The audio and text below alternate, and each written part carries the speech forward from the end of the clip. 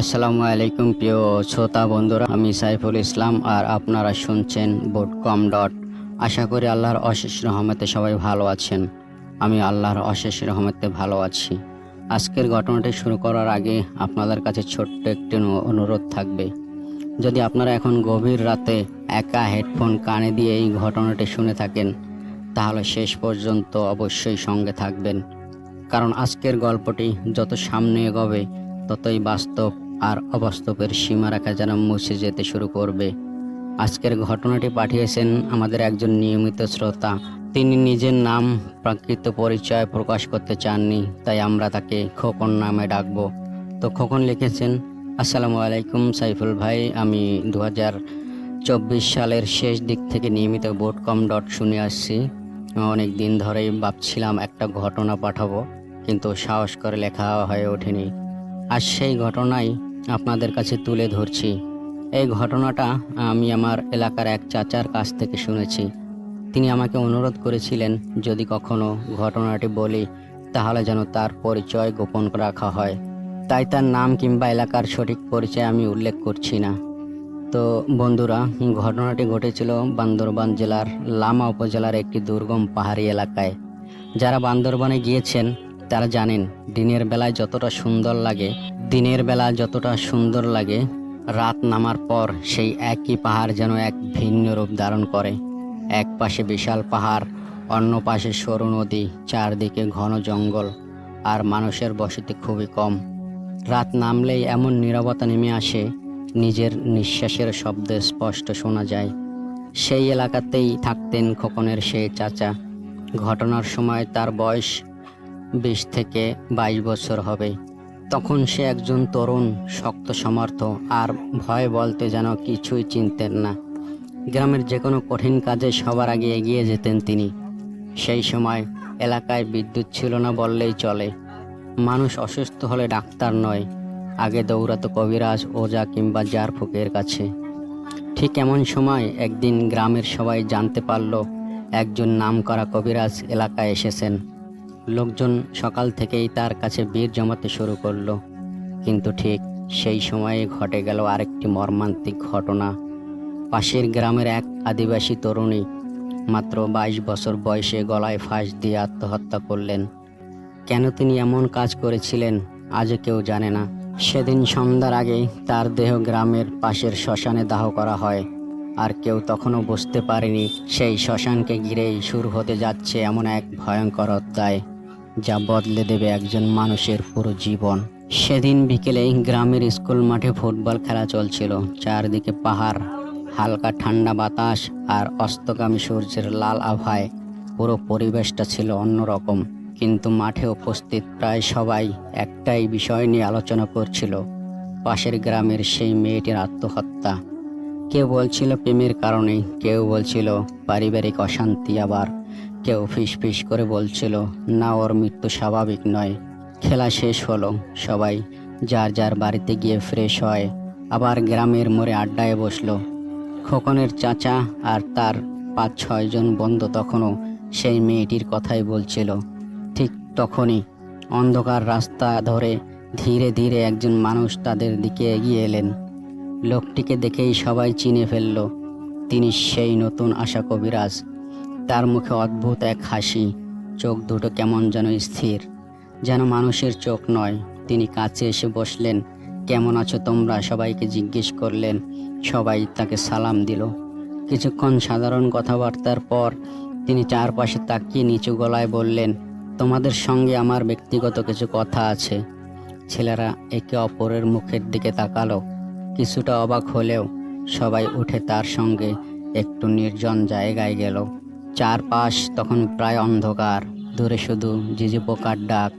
কবিরাজ কয়েক সেকেন্ড চুপ থেকে বললেন, আমি এখন যা বলবো এই কথাগুলো তোমরা জীবনে কাউকে বলতে পারবে না। সবাই মাথা নাড়ল। এরপর তিনি আরও নিচু গলায় বললেন, যদি আমার কাজটা করে দিতে পারো আমি তোমাদের 10,000 টাকা দেব। এই কথা শুনে সবাই অবাক, কারণ সেই সময় 10,000 টাকা ছিল বিশাল অঙ্কের অর্থ। একজন বন্ধু উত্তেজিত হয়ে বলল, কাজটা কি, তাড়াতাড়ি বলুন। কবিরাজ চারদিকে তাকিয়ে নিশ্চিত হলেন আশেপাশে কেউ নেই। তারপর ধীরে ধীরে বললেন, গতকাল যে মেয়েটার দাহ হয়েছে, আজ রাত 12টার পর তোমাদের একজনকে সেই শ্মশানে যেতে হবে। সবাই চুপ। তিনি আবার বললেন, সেখান থেকে পোড়া দেহের একটি বিশেষ অংশ নিয়ে আসতে হবে। একজন কাপা গলায় জিজ্ঞেস করলেন, কোন অংশ? কবিরাজ এক দৃষ্টিতে তাকিয়ে বললেন, নাভির অংশটি নিয়ে আসতে হবে। এক মুহূর্তে যেন চারপাশের বাতাস ভারী হয়ে গেল। কারো মুখে আর কোনো কথা নেই। একজন বলল, আপনি কি আমাদের সাথে মজা করছেন? কবিরাজ কোনো উত্তর দিলেন না, বরং বললেন, আমি মজা করছি না। তোমাদের কোনো ক্ষতি হবে না, শুধু আমার নির্দেশ মতো কাজ করবে। আরেকজন ভয়ে বলল, আমরা এই কাজ করব না। কবিরাজ আবারও লোভ দেখালো, চাইলে এখনই 5,000 টাকা অগ্রিম দিতে পারি। কিন্তু এবার সবাই একসঙ্গে বলে উঠল, না, এই কাজ আমরা করতে পারবো না, এটা আমাদের পক্ষে সম্ভব নয়। কিছুক্ষণ নীরব থাকার পর কবিরাজ শুধু মুচকি হেসে বললেন, ঠিক আছে, তোমরা না করলে সমস্যা নেই, তবে আজকের এই কথাগুলো যেন অন্য কারো কানে না যায়। এতটুকু বলেই তিনি ধীরে ধীরে অন্ধকারের মধ্যে মিলিয়ে গেলেন। বন্ধুরা কিছুক্ষণ নিশ্চুপ বসে রইলেন। তারপর সবাই বাড়ির পথে রওনা দিল। কিন্তু সঙ্গে হাঁটলেও একজনের মাথায় তখন অন্য চিন্তা। তিনি হলেন খোকনের চাচা। তার কানে বারবার বাজছিল 10,000 টাকা। তার কানে বারবার বাজছিল 10,000 টাকা। সেই টাকার লোভ ধীরে ধীরে তার বিবেককে হারিয়ে দিতে শুরু করলো।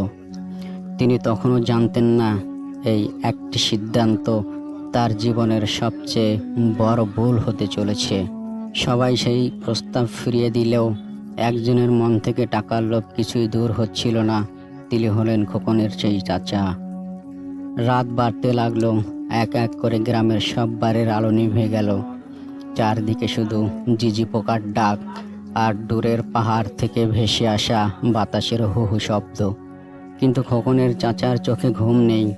বিছানায় শুয়ে শুধু একটাই কথা ভাবছেন, 10,000 টাকা। সেই সময় এই টাকায় একটি পরিবার কয়েক মাস নিশ্চিন্তে চলতে পারত। মনে মনে তিনি নিজেকেই বোঝাতে লাগলেন, এতে এমন কি আছে, শুধু একটা জিনিস নিয়ে আসব, তারপর টাকা নিয়ে চলে আসব। কিন্তু পরক্ষণেই আরেকটা কণ্ঠস্বর যেন তাকে প্রশ্ন করছিল, যদি সত্যিই কোনো অশুভ কিছু থাকে। তিনি মাথা ঝাঁকিয়ে সেই চিন্তা দূর করার চেষ্টা করলেন। নিজেকে সাহস দিলেন, আমি তো কোনো চুরি করছি না, কাউকে মারছিও না, শুধু একটা কাজ করব। কিন্তু তার বুকের ভেতর অজানা এক অস্বস্তি তখন থেকেই শুরু হয়ে গিয়েছিল। রাত প্রায় 9টার দিকে তিনি নিঃশব্দে বাড়ি থেকে বের হলেন। গ্রামের রাস্তা তখন ফাঁকা, দূরে কোথাও কুকুরের ঘেউ ঘেউ। কিছুক্ষণ হাঁটার পর তিনি পৌঁছে গেলেন সেই কবিরাজের অস্থায়ী থাকার জায়গায়। কবিরাজ যেন আগে থেকেই তার অপেক্ষায় ছিলেন।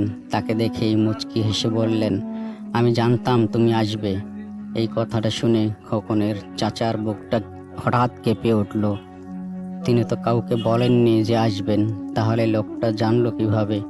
কবিরাজ ধীরে ধীরে উঠে দাঁড়ালেন। তারপর বললেন, তোমার বন্ধুরা কোথায়? চাচা উত্তর দিলেন, তারা কেউ জানে না, আমি একাই এসেছি।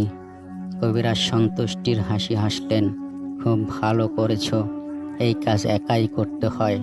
এরপর তিনি একটি কাপড়ের ব্যাগ খুললেন। ভেতর থেকে ছোট্ট একটি পলিথিন বের করে চাচার হাতে দিলেন। যে জিনিসটা আনবে এটা নিয়ে ভালো করে মুড়ে আনবে। তারপর তিনি এক দৃষ্টিতে তাকিয়ে বলতে শুরু করলেন, এখন মন দিয়ে আমার কথা শোনো, একটু কথাও ভুলবে না। চাচা নিঃশব্দে মাথা নাড়লেন। কবিরাজ বললেন, রাত ঠিক 12টার পরে বের হবে, কেউ যেন তোমাকে দেখতে না পায়। শ্মশানে ঢোকার আগে শরীরে কোনো কাপড় থাকবে না, ভয় পাবে না। আর সবচেয়ে বড় কথা, এখানে এসে তিনি কয়েক সেকেন্ড চুপ করে রইলেন। তারপর খুব ধীরে কিন্তু কড়া গলায় বললেন, যেই ডাকুক, যতই কান্না করুক, যতই পরিচিত কারো গলার ডাক শোনেন না কেন, কখনোই পিছনে ফিরে তাকাবেন না। চাচার গলা শুকিয়ে গেল। তিনি জিজ্ঞেস করলেন, যদি কেউ সত্যিই থাকে? কবিরাজ সঙ্গে সঙ্গে বললেন, থাকলেও তাকাবে না, যদি পিছনে তাকাও। আবারও তিনি থেমে গেলেন, তারপর নিচু স্বরে বললেন, তাহলে তোমাকে আর কেউ বাঁচাতে পারবে না। এই কথাগুলো শুনে চাচার বুকের ভেতর ধকধক শব্দ আরও বেড়ে গেল। তার মনে হচ্ছিল লোকটা শুধু ভয় দেখাচ্ছে না, সে যেন এমন কিছু জানে যা সাধারণ মানুষের জানার কথা নয়। বিদায় নেওয়ার আগে কবিরাজ শেষবারের মতো বললেন, মনে রেখো, কাজ শেষ না হওয়া পর্যন্ত আল্লাহর নাম মুখে রাখবে, কিন্তু কোনো অবস্থাতেই পেছনে তাকাবে না। চাচা মাথা নেড়ে সেখান থেকে বেরিয়ে এলেন। বাড়ির পথে হাঁটতে হাঁটতে তার মনে হচ্ছিল আজকের রাতটা হয়তো তার জীবনের সবচেয়ে দীর্ঘ রাত হতে চলছে। বাড়িতে ফিরে তিনি চুপচাপ রাতের খাবার খেলেন। পরিবারের কারো সঙ্গে বেশি কথা বললেন না। মা জিজ্ঞেস করলেন, শরীর খারাপ নাকি তোর? কিন্তু শুধু বললেন, না, একটু ক্লান্ত লাগছে। কিন্তু ভেতরে ভেতরে তিনি জানতেন এটা ক্লান্তি নয়, এটা এক অজানা ভয়ের শুরু। ঘড়ির কাঁটা তখন ধীরে ধীরে এগিয়ে যাচ্ছে। রাত 11টা, রাত 11টা 20, রাত 11টা 40। প্রতিটি মিনিট যেন একটি ঘন্টার মতো মনে হচ্ছিল। তিনি বারবার জানালার বাইরে তাকাচ্ছিলেন। আকাশে পূর্ণিমার চাঁদ, আর চারপাশ অস্বাভাবিকভাবে পরিষ্কার মনে হচ্ছিল। প্রকৃতি নিজেই যেন অপেক্ষা করছে একটি ভয়ঙ্কর ঘটনার সাক্ষী হওয়ার জন্য। ঠিক তখনই দেওয়ালে ঝুলে থাকা ঘড়ি ডং ডং করে 12টা বাজিয়ে দিল। চাচা ধীরে ধীরে দাঁড়ালেন, গভীর একটা নিঃশ্বাস নিলেন, মনে মনে বললেন, হে আল্লাহ, তুমি আমাকে রক্ষা করো। তারপর নিঃশব্দে দরজা খুলে তিনি হাঁটতে শুরু করলেন সেই অভিশপ্ত শ্মশানের দিকে। কিন্তু তিনি তখনও জানতেন না এই পথের প্রতিটি পদক্ষেপ তাকে এমন এক অভিজ্ঞতার দিকে নিয়ে যাচ্ছে যা তিনি সারা জীবন ভুলতে পারবেন না। দরজা আস্তে করে বন্ধ করলেন তিনি। চারপাশে এতটাই নীরবতা, মনে হচ্ছিল পুরো পৃথিবী যেন ঘুমিয়ে আছে। শুধু দূরের কোনো বাজারে বাতাস লাগার শব্দ, আর মাঝে মাঝে ঝিঝি পোকার ডাক। তিনি ধীরে ধীরে গ্রামের শেষ মাথা পার হয়ে পাহাড়ি রাস্তায় উঠলেন। এক পাশে কালো পাহাড়, অন্য পাশে গভীর খাদ্য, তার নিচে ছোট্ট নদী। পূর্ণিমার আলোয় নদীর পানি চিকচিক করছিল, কিন্তু আজ সেই সৌন্দর্যের দিকে তার চোখ ছিল না। বারবার মনে হচ্ছিল কেউ যেন তাকে অনুসরণ করছে। তিনি একবার থামলেন, চারপাশে তাকালেন, কেউ নেই, শুধু বাতাস আর বাতাস। নিজেকে বোঝালেন, আমি শুধু ভয় পাচ্ছি, এর বেশি কিছু না। আবার হাঁটতে শুরু করলেন, কিন্তু কয়েক কদম যেতেই মনে হলো তার নিজের পায়ের শব্দের সঙ্গে আরও একটি পায়ের শব্দ মিলছে। তিনি থেমে গেলেন, সেই শব্দও থেমে গেল। আবার হাঁটলেন, আবারও মচমচ করে শুকনো পাতার উপর যেন আরেকজন হাঁটছে। বুকের ভেতর ধুকধুকানি বেড়ে গেল। মনে পড়ে গেল কবিরাজের কথা, ভয় পাবে না। তিনি চোখ বন্ধ করে ধীরে ধীরে বললেন, লা ইলাহা ইল্লাল্লাহ। তারপর আবার সামনে গেলেন। প্রায় 20 মিনিট হাঁটার পর দূরে দেখা গেল সেই শ্মশান। দিনের বেলায়ও যেখানে খুব কম মানুষ যেত, সেই জায়গাটা আজ পূর্ণিমার আলোয় আরও অদ্ভুত লাগছিল। কয়েকটি বড় বড় গাছ, ছাইয়ে ঢাকা মাটি, আর বাতাসে পোড়া কাঠের হালকা গন্ধ। শ্মশানের পাশে দাঁড়িয়ে তিনি কয়েক মুহূর্ত চুপ করে রইলেন। তার মনে হচ্ছিল যদি এখনই ফিরে যাই, কবিরাজকে বলবো আমি পারিনি। কিন্তু ঠিক তখনই আবার মনে পড়ল 10,000 টাকার কথা। সেই লোভ আবারও তাকে সামনে এগিয়ে দিল। তিনি ধীরে ধীরে শ্মশানের ভেতরে প্রবেশ করলেন। ঠিক তখনই এক ঝাপটা ঠান্ডা বাতাস এসে পুরো শরীর কাঁপিয়ে দিল। এত ঠান্ডা বাতাস যেন বরফের ভেতর দিয়ে কেউ হেঁটে এসেছে। চারপাশের গাছগুলো হঠাৎ একসঙ্গে দুলতে শুরু করলো। শেয়ালের ডাক আরো কাছে শোনা যেতে লাগলো। মনে হচ্ছিল ওরা তাকে দেখছে, অপেক্ষা করছে। তিনি নিজেকে শান্ত করলেন, মনে মনে শুধু আল্লাহর নাম পড়তে লাগলেন। কিছু দূর এগিয়ে যেতেই তিনি সেই জায়গাটা দেখতে পেলেন যেখানে গতকাল মেয়েটির দেহ দাহ করা হয়েছিল। পোড়া কাঠ, সাদা কালো ছাই, আর বাতাসে এক অদ্ভুত গন্ধ। তিনি হাঁটু গেড়ে বসলেন, কাপা হাতে ছাই সরাতে লাগলেন। 1 মুঠো, 2 মুঠো, 3 মুঠো। হঠাৎ তার হাত শক্ত কোনো কিছুর সঙ্গে লাগলো। তিনি থমকে গেলেন। চাঁদের আলোয় ভালো করে তাকিয়ে দেখলেন ছাইয়ের নিচে কালচে রঙের ছোট্ট একটি পোড়া অংশ। তার বুক ধড়ফড় করতে লাগলো। কবিরাজের কথা মনে পড়ল, এটাই নাভির অংশ। কাঁপতে কাঁপতে তিনি পলিথিন বের করলেন। ধীরে ধীরে সেই পোড়া অংশটি তুলে পলিথিনে মুড়ে ফেললেন। আর ঠিক সেই মুহূর্তে চারপাশের বাতাস যেন এক লহমায় বদলে গেল। হঠাৎ করে সব ঝিঁঝি পোকার ডাক থেমে গেল। শেয়ালের ডাকও নেই। পুরো পৃথিবী যেন নিস্তব্ধ। এমন নীরবতা যেখানে নিজের হৃদয় স্পন্দন স্পষ্ট শোনা যায়। তিনি ধীরে ধীরে উঠে দাঁড়ালেন। ঠিক তখনই তার পেছন থেকে খুব মৃদু, খুব করুণ একটি মেয়ের কণ্ঠ ভেসে এলো। আমার জিনিসটা নিয়ে যেও না। তিনি জমে গেলেন। শরীরের প্রতিটি লোম খাড়া হয়ে উঠল।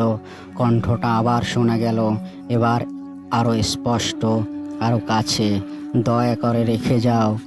তার চোখ দিয়ে অজান্তেই পানি গড়িয়ে পড়ল। তিনি বুঝতে পারছিলেন এটা কোনো সাধারণ শব্দ নয়, কিন্তু কবিরাজের সেই শেষ কথাটা কানে বাজতে লাগলো, যেই ডাকুক পেছনে তাকাবে না। তিনি দাঁতে দাঁত চেপে পলিথিনটা শক্ত করে হাতে ধরলেন আর ধীরে ধীরে শ্মশান থেকে বের হওয়ার জন্য প্রথম পা বাড়ালেন। ঠিক তখনই তার পেছনে কেউ যেন খুব জোরে কেঁদে উঠল। আর ঠিক তখনই তার পেছন থেকে ভেসে এসেছিল এক তরুণীর কান্না ভেজা কণ্ঠ। আমার জিনিসটা নিয়ে যেও না। চাচার পুরো শরীর তখন কাঁপছে। মনে হচ্ছিল তার 2 পা যেন মাটির সঙ্গে আটকে গেছে। তিনি বুঝতে পারছিলেন যদি এখন পেছনে তাকান তাহলে হয়তো এমন কিছু দেখবেন যা কোনো মানুষ দেখার জন্য তৈরি নয়। ঠিক তখনই আবার সেই কণ্ঠস্বর, এবার আগের চেয়ে অনেক কাছে, একেবারে কানের পাশ থেকে যেন কেউ ফিসফিস করে বলল, আমি খুব কষ্টে আছি, আমার জিনিসটা ফিরিয়ে দাও। চাচার বুকের ভেতর দুক দুক শব্দ এতটাই বেড়ে গিয়েছিল, মনে হচ্ছিল নিজের হৃদস্পন্দনেই পুরো শ্মশান কেঁপে উঠেছে। তিনি চোখ বন্ধ করে শুধু পড়তে লাগলেন, আউযু বিল্লাহি মিনাশ শাইতানির রাজিম। তারপর 1 পা, 2 পা, 3 পা, ধীরে ধীরে হাঁটতে হাঁটতে সে চলতে লাগলো। কিন্তু যত তিনি সামনে এগোচ্ছিলেন পেছনের কান্নার শব্দ তত বাড়ছিল। মনে হচ্ছিল একজন নয়, অনেকগুলো মানুষ একসঙ্গে কাঁদছেন। কেউ বলছে যেও না, কেউ বলছে ফিরে তাকাও, আবার কেউ খুব করুণ গলায় ডাকছে, আমাকে একা রেখে যেও না। তিনি আর সহ্য করতে পারছিলেন না। এক মুহূর্তের জন্য মনে হলো একবার শুধু তাকিয়ে দেখি, কিন্তু ঠিক তখনই মনে পড়ল কবিরাজের শেষ সতর্কবাণী, পেছনে তাকালে তোমাকে আর কেউ বাঁচাতে পারবে না। ঠিক সেই সময় শ্মশানের চারপাশে থাকা বিশাল গাছগুলো অস্বাভাবিকভাবে দুলতে শুরু করলো। কোনো ঝড় নেই, তবু মনে হচ্ছিল অদৃশ্য শত শত মানুষ গাছগুলো নাড়িয়ে দিচ্ছে। তারপর হঠাৎ দূরের পাহাড়ের চূড়ায় একটি আগুনের গোলা দেখা গেল। চাচা থমকে গেলেন। আগুনের গোলাটি ধীরে ধীরে আকাশে ভেসে উঠল, তারপর সোজা তার দিকেই এগিয়ে আসতে লাগলো। তিনি ভয়ে চোখ বন্ধ করে ফেললেন, মনে মনে শুধু বললেন, হে আল্লাহ, তুমি আমাকে রক্ষা করো। কয়েক সেকেন্ড পর চোখ খুললেন এবং দেখলেন আগুনের গোলাটি ঠিক তার সামনে এসে হঠাৎ করেই মিলিয়ে গেছে। কিন্তু একটি নয়, এরপর আরও একটি, তারপর আরও একটি। দেখতে দেখতে পুরো পাহাড় জুড়ে যেন আগুনের গোলা জ্বলতে শুরু করলো। সবগুলো একটার পর একটা তার দিকে এগিয়ে আসছে, কাছে এসে আবার অদৃশ্য হয়ে যাচ্ছে। চাচা আর দাঁড়িয়ে থাকতে পারলেন না। তিনি প্রাণপণে দৌড়াতে শুরু করলেন। শ্মশানের সীমানা পেরিয়ে পাহাড়ি পথ ধরে ছুটলেন। হঠাৎ তার সামনে কোথা থেকে যেন একটি বড় কালো বিড়াল এসে দাঁড়ালো। তার চোখ দুটি অস্বাভাবিক লাল। চাচা থামলেন না, পাশ কাটিয়ে দৌড় দিলেন। আরও কিছু দূর যেতেই দেখলেন একদল শিয়াল রাস্তার মাঝখানে দাঁড়িয়ে আছে। তারা কেউ ডাকছে না, শুধু স্থির চোখে তার দিকে তাকিয়ে আছে। মনে হচ্ছিল ওরা যেন কোনো নির্দেশের অপেক্ষায়। চাচা চোখ নামিয়ে আল্লাহর নাম নিয়ে সোজা দৌড়ে চলে গেল। পেছনে কি হলো তিনি জানার চেষ্টা করলেন না, কিন্তু এতেই শেষ নয়। তিনি যত দ্রুত দৌড়াচ্ছিলেন ততই মনে হচ্ছিল তার ঠিক পেছনেই কেউ সমান গতিতে দৌড়াচ্ছে। মাঝে মাঝে মনে হচ্ছিল কেউ তার কাঁধ ছুঁয়ে যাচ্ছে, কখনো মনে হচ্ছিল কেউ তার চুল ধরে টান দিল, আবার কখনো কানের কাছে গরম নিঃশ্বাসের শব্দ। কিন্তু তিনি এবারও পেছনে তাকালেন না। তার মুখে তখন শুধু একটি দোয়া, লা ইলাহা ইল্লা আনতা সুবহানাকা ইন্নী কুনতু মিনাজ জালিমিন। দৌড়াতে দৌড়াতে হঠাৎ তিনি বুঝতে পারলেন তার গ্রামের প্রথম বাড়িগুলো দেখা যাচ্ছে। অনেক দূরে একটি কুকুর ঘেউ ঘেউ করছে, কোথাও একটা মোরগ ডেকে উঠল। এই পরিচিত শব্দগুলো শুনেই তার মনে সামান্য সাহস ফিরে এলো। তিনি আর এক মুহূর্ত থামলেন না, সোজা নিজের বাড়ির উঠানে ঢুকে ধপ করে মাটিতে বসে পড়লেন। তার পুরো শরীর ঘামে ভিজে গেল, শ্বাস নিতে কষ্ট হচ্ছে। হাতের মুঠোয় এখনো শক্ত করে ধরা সেই পলিথিন, যার ভেতর লুকিয়ে আছে তার জীবনের সবচেয়ে বড় ভুল। কিন্তু তিনি তখনও জানতেন না আসল ভয় এখনো শুরু হয়নি, কারণ সেই রাতের পর তার ঘরের ভেতরে এমন কিছু ঘটতে শুরু করবে যা শুধু তাকে নয়, পুরো পরিবারকে আতঙ্কিত করে তুলবে। তিনি জানতেন না সেই জিনিসটি তিনি শুধু বাড়িতে আনেননি, সঙ্গে করে যেন আরও কিছু নিয়ে এসেছেন। বাড়ির উঠানে বসে তিনি কিছুক্ষণ হাঁপাতে লাগলেন। মনে হচ্ছিল বুকটা ফেটে যাবে, গলা শুকিয়ে কাঠ হয়ে যাবে, শরীরের প্রতিটি অংশ কাঁপছে। অনেকক্ষণ পরে কোনো মতে উঠে ঘরের ভেতরে ঢুকলেন। বাড়ির সবাই তখন গভীর ঘুমে। তিনি চুপচাপ কলসির পানি দিয়ে হাত মুখ ধুলেন, তারপর কাঁপতে কাঁপতে নিজের ঘরে ঢুকে দরজার ভেতর থেকে বন্ধ করে দিলেন। একবার হাতের পলিথিনটার দিকে তাকালেন, মনে হলো এটা এখনই ফেলে দেবেন, কিন্তু পরক্ষণেই মনে পড়ল এটা তো কবিরাজকে দিতে হবে, নইলে টাকা পাবো না। এই চিন্তা থেকেই তিনি পলিথিনটা জানলার কাঠের ফাঁকে লুকিয়ে রাখলেন, যেন কেউ দেখতে না পায়। ঠিক তখনই দেয়ালে ঝোলানো ঘড়িটার দিকে চোখ গেল। তিনি অবাক হয়ে গেলেন, ঘড়িতে তখন রাত 3টা। তিনি বিশ্বাসই করতে পারছিলেন না, অসম্ভব। তার তো মনে হচ্ছিল মাত্র আধা ঘন্টা হয়েছে, কিন্তু 3 ঘন্টা কোথায় গেল? সেই 3 ঘন্টার প্রতিটি মুহূর্ত কি তিনি মনে করতে পারছেন? না, মনে করতে পারছেন না। এই ভাবনাটাই তার বুকের ভেতর নতুন করে ভয় ঢুকিয়ে দিল। ক্লান্ত শরীর নিয়ে বিছানায় শুয়ে পড়লেন, কিন্তু ঘুম আসছিল না। বারবার মনে হচ্ছিল ঘরের ভেতরে তিনি একা নন। বারবার মনে হচ্ছিল ঘরের ভেতরে তিনি একা নন, কেউ যেন নিঃশব্দে দাঁড়িয়ে আছে অন্ধকারের মধ্যে, তাকে দেখছে। তিনি সাহস করে চোখ খুললেন, তো কেউ নেই সেখানে। নিজেকে বোঝালেন সবই আমার মনের ভুল। এই ভেবে চোখ বন্ধ করলেন। কখন যে ঘুমিয়ে পড়লেন তা তিনি নিজেও বুঝতে পারেননি। সকালে সূর্যের আলো মুখে পড়তেই ঘুম ভাঙল, কিন্তু ঘুম ভাঙার সঙ্গে সঙ্গেই তিনি বুঝতে পারলেন কিছু একটা ঠিক নেই। সারা শরীর আগুনের মতো গরম, মাথা ঝিমঝিম করছে, পেটের মাঝখানে অসহ্য ব্যথা। ধীরে ধীরে হাত দিয়ে নাভির জায়গায় স্পর্শ করতেই ব্যথায় চিৎকার করে উঠলেন। মনে হচ্ছিল ভেতর থেকে কেউ নাভিটা টেনে ধরে আছে। তার চিৎকার শুনে বাবা মা দৌড়ে এলেন। মা কপালে হাত দিয়ে বললেন, হায় আল্লাহ, শরীর তো জলে পুড়ে যাচ্ছে। বাবা তাকে বসিয়ে পানি খাওয়ালেন। তারপর লক্ষ্য করলেন পেটটা অস্বাভাবিকভাবে ফুলে আছে। এমনটা তো গতকাল ছিল না।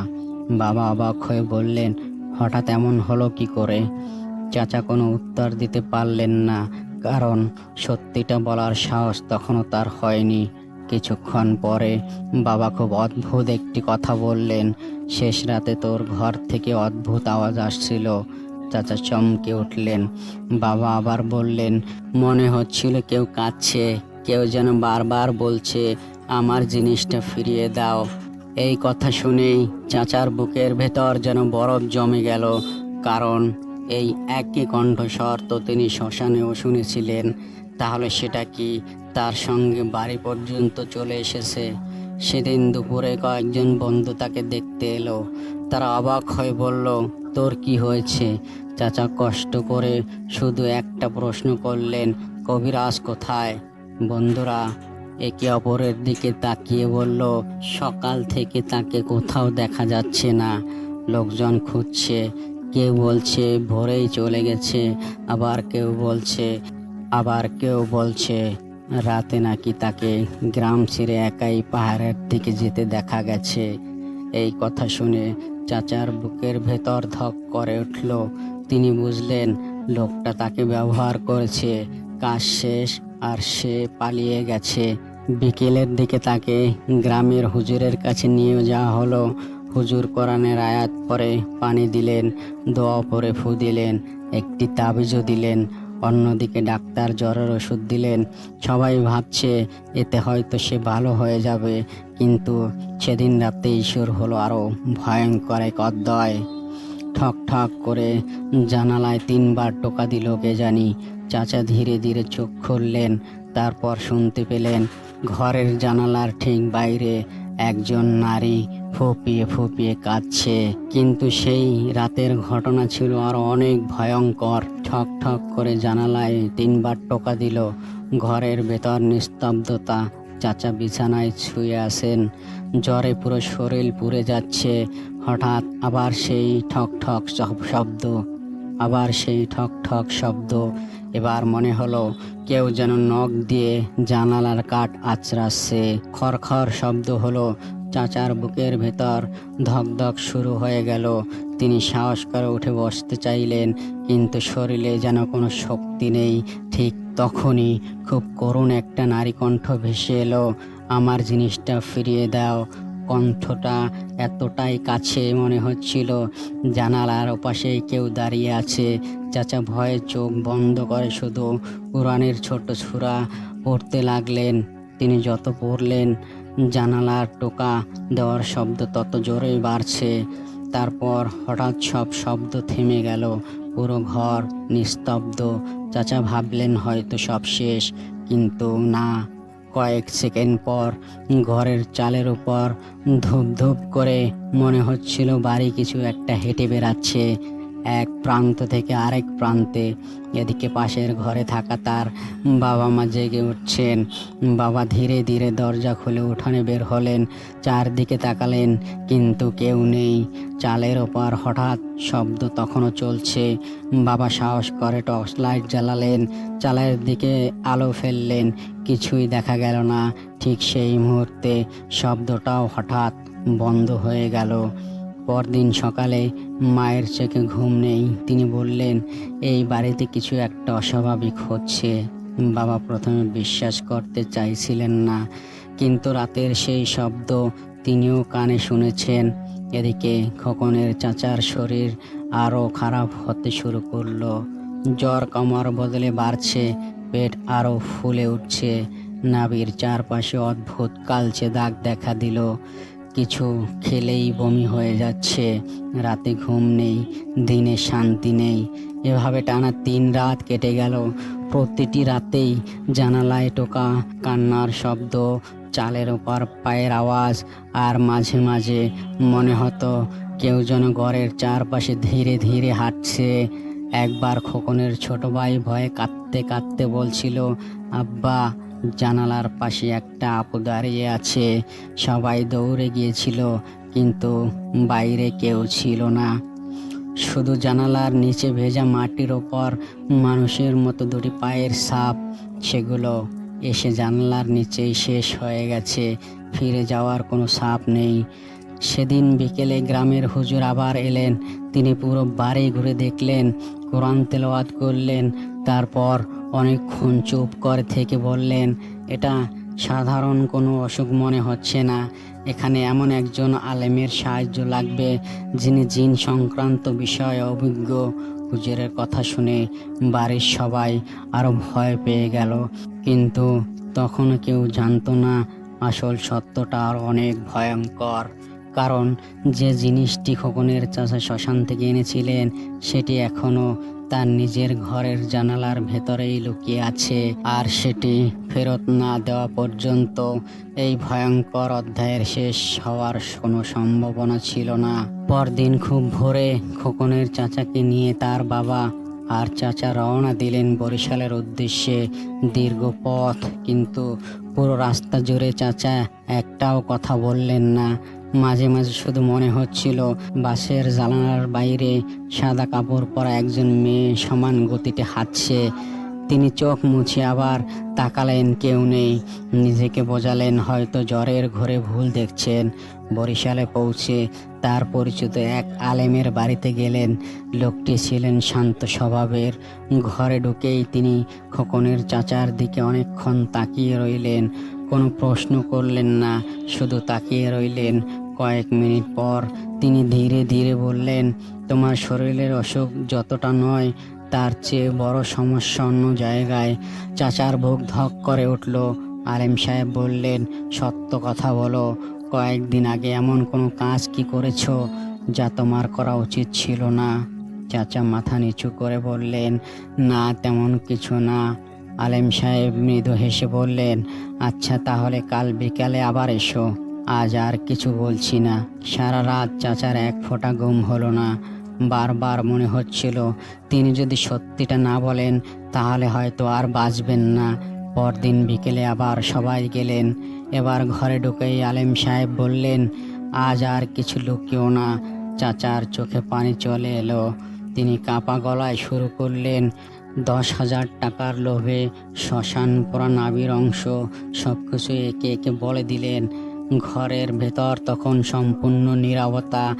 বাবা আর চাচা অবাক হয়ে তার মুখের দিকে তাকিয়ে আছেন। তারা জীবনে কল্পনাও করেনি ছেলেটি এমন কাজ করতে পারে। সব কথা শোনার পর আলেম সাহেব দীর্ঘশ্বাস ফেললেন। তারপর বললেন, আমি যা ভেবেছিলাম ঠিক তাই হয়েছে। তিনি আরও বললেন, যে লোক নিজেকে কবিরাজ বলে পরিচয় দিয়েছিল সে মানুষের উপকার করার জন্য এসব করেনি, নিজের স্বার্থে অশুভ কাজে ব্যবহার করার জন্য তোমাকে দিয়ে ওই জিনিস আনিয়েছেন। চাচা কাঁদতে কাঁদতে বললেন, হুজুর, আমি কি বাঁচবো? আলেম সাহেব উত্তর দিলেন, আল্লাহ চাইলে অবশ্যই বাঁচবে, কিন্তু একটা শর্ত আছে। সবাই উৎকণ্ঠায় তার দিকে তাকিয়ে রইল। তিনি ধীরে ধীরে বললেন, যে জিনিস তুমি শ্মশান থেকে এনেছো ওটা কি এখনো তোমার কাছে আছে? চাচা কাঁপা গলায় বললেন, জি, আমি জানালার ভেতরে লুকিয়ে রেখেছি। এই কথা শুনে আলেম সাহেব চোখ বন্ধ করে কিছুক্ষণ দোয়া পড়লেন। তারপর বললেন, যতক্ষণ ওই জিনিস তোমার ঘরে থাকবে ততক্ষণ তোমার উপরে এই বিপদ শেষ হবে না। বাবা আর নিজেকে সামলাতে পারলেন না। তিনি ছেলের সামনে বসে কাঁদতে কাঁদতে বললেন, তোর যদি টাকার দরকার হতো আমাকে বলতি, আমি না খেয়ে থাকতাম, তবুও তোকে দিতাম, কিন্তু তুই এমন কাজ করলি কেন? চাচার চোখ থেকেও অঝরে পানি ঝরতে লাগলো। তিনি বারবার পা জড়িয়ে ধরে শুধু বললেন, আমাকে ক্ষমা করে দিন আব্বা, আমি লোভে অন্ধ হয়ে গিয়েছিলাম। ঘরের পরিবেশ বাড়ি হয়ে উঠল। আলেম সাহেব খুব শান্ত গলায় বললেন, এখনো সময় আছে, কিন্তু আজ রাতটাই সবচেয়ে গুরুত্বপূর্ণ। আজ যদি আমার কথা হুবহু পালন করতে পারো তাহলে আল্লাহর রহমতে তুমি মুক্তি পাবে। কিন্তু তিনি কি নির্দেশ দিতে যাচ্ছিলেন? এবার শুরু হচ্ছে সেই রাত, যে রাত নির্ধারণ করে দেবে খোকনের চাচা বেঁচে ফিরবে নাকি অদৃশ্য এক শক্তির কাছে চিরদিনের জন্য হারিয়ে যাবেন। আলেম সাহেব কিছুক্ষণ চোখ বন্ধ করে কোরআন তেলাওয়াত করলেন। তারপর ধীরে ধীরে চোখ খুলে বললেন, মনোযোগ দিয়ে শুনুন, আমি যা বলবো একটি কথা ভুল করা যাবে না। বাবা, চাচা এবং খোকনের চাচা তিনজনই নিঃশব্দে বসে রইলেন। আলেম সাহেব বললেন, আজ রাত গভীর হলে তোমাদের গ্রামের বাড়িতে খবর পাঠাবে। তোমরা ঘরের জানালার ভেতরে যে পলিথিনে মোড়ানো জিনিসটি লুকানো আছে সেটি কেউ খালি হাতে ধরবে না। কাপড় বা পলিথিন দিয়ে তুলে নিতে হবে। তিনি আবার বললেন, তারপর রাত 12টার পরে মানুষের আনাগোনা বন্ধ হয়ে গেলে সেটি নিয়ে নদীর দিকে যেতে হবে। বাবা জিজ্ঞেস করলেন, হুজুর তারপর? আলেম সাহেব উত্তর দিলেন, নদীর গভীর পানিতে সেটি ফেলে দিতে হবে। আর মনে রাখবেন, ফিরে আসার সময় কোনো অবস্থাতেই পেছনে তাকাবেন না। বাবা অবাক হয়ে বললেন, যদি কেউ ডাকে? আলেম সাহেব দৃঢ় কণ্ঠে বললেন, ডাকলেও নয়। যদি কান্নার শব্দ শোনেন, যদি নিজের সন্তানের গলাও শুনতে পান, তবুও পিছনে তাকাবেন না। যদি মনে হয় কেউ আপনাদের কাঁধে হাত রেখেছে, তবুও নয়। শুধু আল্লাহর নাম পড়তে পড়তে সামনে হাঁটবেন। ঘরের ভেতর নিস্তব্ধতা নেমে এলো। কারো মুখে আর কোনো কথা নেই। সেদিন বিকেলেই গ্রামের বাড়িতে খবর পাঠানো হলো। খোকনের বড় ভাই, দুইজন চাচাতো ভাই এবং গ্রামের একজন বিশ্বস্ত মানুষ মিলে ঠিক করলেন রাত 12টার পরে তারা কাজটি করবেন। সূর্য ডুবে গেল, ধীরে ধীরে রাত নেমে এলো। আকাশে মেঘ, চাঁদের আলো যেন আজ ফ্যাকাশে। বাড়ির ভেতর সবাই দোয়া পড়ছিলেন, কারো চোখে ঘুম নেই। রাত ঠিক 12টা। খোকনের বড় ভাই ধীরে ধীরে সেই ঘরের দরজা খুললেন, টর্চের আলো জ্বালালেন। ঘরের ভেতর অদ্ভুত ঠান্ডা, যেন অনেকক্ষণ ধরে কেউ সেখানে নিঃশব্দে দাঁড়িয়েছিল। জানালার কাছে এগিয়ে গিয়ে কাপড় দিয়ে পলিথিনটি তুললেন। পলিথিনটি হাতে নেওয়ার সঙ্গে সঙ্গে ঘরের ভেতর হঠাৎ ঠান্ডা বাতাস বয়ে গেল। জানালাটা নিজে থেকেই ধপ করে শব্দ করে বন্ধ হয়ে গেল। সবার বুক কেঁপে উঠল, তবুও কেউ থামলেন না। চারজন মানুষ ধীরে ধীরে নদীর দিকে হাঁটতে শুরু করলেন। চারপাশে অদ্ভুত নীরবতা। হঠাৎ দূরে কোথাও একজন নারীর কান্নার শব্দ ভেসে এলো। তারপর আরো কাছে, ওটা নিয়ে যেও না। কেউ কোনো উত্তর দিল না। সবাই শুধু সূরা ফালাক, সূরা নাস আর আয়াতুল কুরসি পড়তে পড়তে হাঁটতে লাগলেন। নদীর কাছে পৌঁছে বড় ভাই গভীর একটা নিঃশ্বাস নিলেন। তারপর পলিথিনটা যতটা সম্ভব দূরে ছুঁড়ে ফেলে দিলেন। ঝপাত করে পানির শব্দ হলো। মুহূর্তের জন্য মনে হলো নদীর মাঝখানে যেন কেউ উঠে দাঁড়িয়েছে, কিন্তু অন্ধকারে কিছুই পরিষ্কার বোঝা গেল না। ঠিক তখনই পিছন থেকে ভেসে এলো এক হৃদয় বিদারক আর্তনাদ, ফিরে তাকাও। তারপর আরেকটি কণ্ঠ, আমাকে একা ফেলে যেও না। এরপর একসঙ্গে অনেকগুলো কণ্ঠস্বর, কেউ কাঁদছে, কেউ হাসছে, কেউ সাহায্য চাইছে, কিন্তু চারজনের একজনও একবারের জন্য পেছনে তাকালেন না। তারা দ্রুত হাঁটতে হাঁটতে বাড়ির দিকে ফিরে এলেন। বাড়ির দরজায় ঢুকতেই সব শব্দ এক মুহূর্তে থেমে গেল। মনে হলো যেন কিছুই ঘটেনি, কিন্তু আসল পরিবর্তনটা দেখা গেল পরদিন সকালে। রাতের সেই ভয়ঙ্কর ঘটনার পর চারজনই নিরাপদে বাড়ি ফিরে এলেন। বাড়িতে ঢুকেই সবাই আল্লাহর শুকরিয়া আদায় করলেন। সারা রাত ঘরের ভেতরে কোরআন তেলাওয়াত চলল। সূরা ইয়াসিন, সূরা বাকারা থেকে আয়াতুল কুরসি যতটুকু সম্ভব সবাই মিলে পড়লেন। বাড়ির পরিবেশ ধীরে ধীরে শান্ত হতে লাগলো।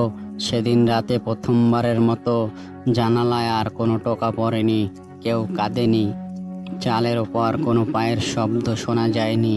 যে অদ্ভুত ভারী অনুভূতিটা কয়েকদিন ধরে পুরো বাড়িতে ছিল, সেটাও যেন হঠাৎ করে মিলিয়ে গেল।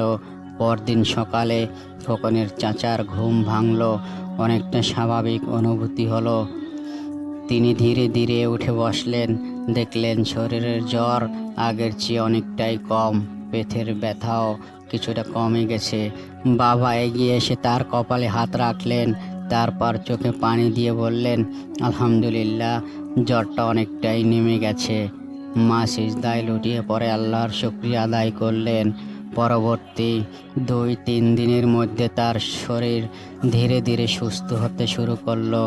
সে ভয়ঙ্কর দুঃস্বপ্নগুলো প্রতি রাতে তাকে তাড়া করত, সেগুলো আর ফিরে আসেনি। জানালার বাইরে আর কোনো কান্নার শব্দ শোনা যায়নি। ঘরের ভেতরে অস্বাভাবিক ঠান্ডাও আর অনুভূতি হয়নি। কিন্তু পুরোপুরি সুস্থ হতে তার প্রায় 3 মাস সময় লেগেছিল। এই 3 মাসে তিনি জীবনের সবচেয়ে বড় শিক্ষা পেয়েছিলেন। সুস্থ হওয়ার পর তিনি প্রথম যে কাজটি করেছিলেন তা হলো সেই আলেম সাহেবের কাছে আবার গিয়ে দেখা করা। তিনি কাঁদতে কাঁদতে বলেছিলেন, হুজুর, আমি জীবনে আর কখনো টাকার লোভে এমন কোনো কাজ করব না। আলেম সাহেব শুধু একটি কথাই বলেছিলেন, মনে রেখো, মানুষের বিপদ সব সময় শয়তানের শক্তিতে আসে না, অনেক সময় মানুষের নিজের লোভই তার সবচেয়ে বড় শত্রু হয়ে দাঁড়ায়। এই কথাটি তিনি আজও ভুলতে পারেননি। আর সেই রহস্যময় কবিরাজ গ্রামের মানুষ অনেক খুঁজেছে। কেউ বলছে ভোর হওয়ার আগেই সে পাহাড় ছেড়ে চলে গেছে, আবার কেউ বলছে তার মতো কোনো মানুষ নাকি আগে কখনো এই এলাকায় দেখা যায়নি। আজ কেউ জানে না সে আসলে কে ছিল, মানুষ নাকি অন্য কিছু। এই প্রশ্নের উত্তর আজও অজানা। ঘটনার পর থেকে খোকনের চাচা আর কখনো কোনো কবিরাজ, তাবিজের ব্যবসায়ী বা অলৌকিক শক্তির লোভে পা বাড়াননি, বরং তিনি মানুষকে সব সময় একটি কথাই বলেন, লোভ মানুষকে এমন পথে নিয়ে যায় যেখান থেকে। প্রিয় শ্রোতা বন্ধুরা, আজকের ঘটনাটা ছিল একজন শ্রোতার মুখে শোনা একটি অভিজ্ঞতার বর্ণনা। আমরা স্বাধীনভাবে এর সত্যতা যাচাই করতে পারিনি, তাই এটিকে বাস্তব দাবি না করে একটি ভৌতিক অভিজ্ঞতার গল্প হিসাবেই শুনুন। তবে এই গল্প থেকে একটি বিষয় অবশ্যই শেখার আছে, অর্থের লোভে, কুসংস্কারের প্রলোভনে বা অজানা কোনো আচার অনুষ্ঠানের কখনো জড়িয়ে পড়বেন না। প্রয়োজনে বিশ্বস্ত মানুষের পরামর্শ নিন আর নিজের বিশ্বাস ও বিবেককে গুরুত্ব দিন। আমি সাইফুল ইসলাম, আপনারা শুনছিলেন বুটকম ডট। যদি আজকের ঘটনাটি আপনাদের ভালো লেগে থাকে তাহলে অবশ্যই চ্যানেলটি সাবস্ক্রাইব করবেন, ভিডিওতে একটি লাইক দেবেন এবং আপনার মূল্যবান মতামত কমেন্টস করে জানাবেন। আপনার জানা কোনো রহস্যময়, অদ্ভুত বা ভয়ঙ্কর অভিজ্ঞতা থাকলে আমাদের কাছে লিখে পাঠাতে পারেন। নির্বাচিত ঘটনা আপনাদের নাম পরিচয় গোপন রেখেই তুলে ধরা হবে। আজ এ পর্যন্তই। সবাই ভালো থাকুন, সুস্থ থাকুন। আল্লাহ হাফেজ।